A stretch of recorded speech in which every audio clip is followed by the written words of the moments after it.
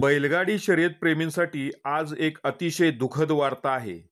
शेटफळे गावातील सुप्रसिद्ध हिंदकेसरी वकील हा बैल आज सकाळी काळाच्या पडद्याआड गेला आहे.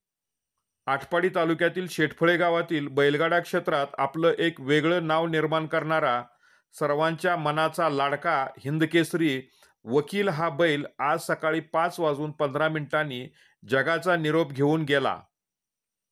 अतिशय कमी वेळात आपल्या अद्भुत वेगाने आणि दमदार खेळीने वकीलने मालक मोहन गायकवाड आणि अशोक गायकवाड यांचं नाव संपूर्ण महाराष्ट्रभर पोचवलं होतं.